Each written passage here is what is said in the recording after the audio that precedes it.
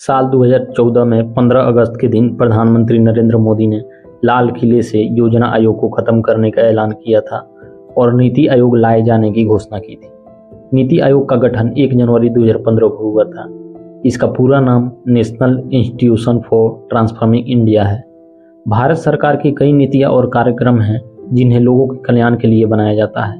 इन नीतियों और कार्यक्रमों के लिए बहुत अधिक रणनीतिक योजना की आवश्यकता होती है, जिसे national institution for transforming India या नीति आयोग द्वारा डिजाइन करने के लिए इसका निर्माण किया गया। इसके साथ ही योजना आयोग पर ये आरोप लग रहे थे कि वो जमीनी हकीकत से परे था। किसी को भी पंचवर्षीय योजना के लाभ नहीं मिलने का आरोप लग रहे थे। इन्हीं सवालों को देखते हुए नीति आयोग के गठन का फैसला लिया गया था।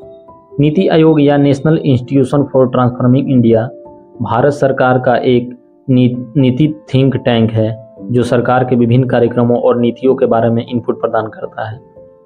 नीति आयोग केंद्र और राज्य सरकारों के साथ साथ केंद्र शासित प्रदेशों को भी अपनी सलाह देता है। नीति आयोग के माध्यम से भारत सरकार का उद्देश्य सभी राज्यों को एक साथ मिलकर राष्ट्रीय हित में कार्य करने के लिए एक साझा मंच प्रदान करना था, साथ ही लोगों की जरूरतों को भी पूरा करना था। नीति आयोग एक क्रांतिकारी संस्था रही है जो सहकारी संघवाद को बढ़ावा देती है। नीति आयोग के उद्देश्य पर अगर चर्चा करें तो इसमें शामिल है कि देश और लोगों की सेवा के लिए सभी राज्यों को एक साझा मंच प्रदान करना और सहकारी संघवाद को बढ़ावा देना। नीति आयोग मानता है कि एक मजबूत राष्ट्र मजबूत राज्यों से बनता है और समाज के उन क्षेत्रों पर ध्यान केंद्रित करना जो अनिवार्य रूप से आर्थिक विकास और प्रगति से लाभ नहीं उठाते हैं। देश और उसके लोगों की भलाई के लिए बनाई गई नीतियों और कार्यक्रमों के लिए रणनीतिक तैयारी की आवश्यकता होती है और राष्ट्रीय विकास को प्राथमिकता देना भी इसका उद्देश्य है। ग्रामीण स्तर पर प्रगतिशील योजनाएं विकसित करना और उन्हें उच्च सरकारी स्तर तक पहुंचाना नीति आयोग का उद्देश्य होता है। भारत के प्रधानमंत्री नीति आयोग के अध्यक्ष के रूप में कार्यरत होते हैं और गवर्निंग काउंसिल में भारत के सभी राज्यों के मुख्यमंत्री और केंद्र शासित प्रदेशों के उपराज्यपाल शामिल रहते हैं। एक से अधिक राज्यों को प्रभावित करने वाले विशेष मुद्दों को संबोधित करने के लिए क्षेत्रीय परिषदों का गठन किया गया, जिन्हें प्रधानमंत्री द्वारा बुलाया गया, और इसमें राज्यों के मुख्यमंत्री और केंद्र शासित प्रदेशों के उपराज्यपाल शामिल होते हैं। नीति आयोग के अध्यक्ष या उनके नामित व्यक्ति क्षेत्रीय परिषदों की अध्यक्षता करेंगे। ऐसी संरचना नीति आयोग में बनाई गई है। नीति आयोग के उपाध्यक्ष की नियुक्ति प्रधानमंत्री द्वारा की जाती है।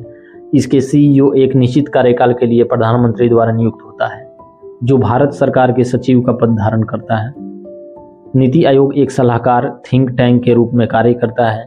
इसमें व्यापक विशेषज्ञ सदस्य शामिल होते हैं। यह सहकारी संघवाद की भावना से कार्य करता है क्योंकि राज्य समान इसका भागीदार है। प्रधानमंत्री द्वारा नियुक्त सचिवों को सीईओ के रूप में जाना जाता है। यह योजना के बॉटम अप दृष्टिकोण पर केंद्रित होता है। इसके पास नीतियां लागू करने का अधिकार नहीं है और इसके पास निधि आवंटित करने का अधिकार नहीं है, जो वित्त मंत्री में निहित होता है। नीति आयोग के पास राज्यों को धन देने का कोई अधिकार नहीं है, जो इसे असमर्थ बना देता है। यह केवल एक सलाहकार निकाय के रूप में कार्य करता है, जो सरकार को अपने विचारों को सुनिश्चित किए बिना विभिन्न मुद्दों पर सलाह देता है।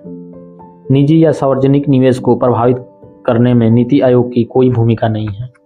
नीति आयोग को एक गौरवशाली सिफारिश निकाय में बदल दिया गया है, जिसके पास सरकार के कार्यों में सकारात्मक बदलाव लाने के लिए आवश्यक शक्ति का अभाव है। नीति आयोग की कई सारे पहल भी हैं, जिसमें सस्टेनेबल डेवलपमेंट गोल है, इंडिया इंडेक्स है, समग्र जल प्रबंधन सूचकांक है, अटल इनोवेशन मिशन है, 7 परियोजना है, आकांक्षी जिला परियोजना है और भी इसके कई सारे पहल हैं।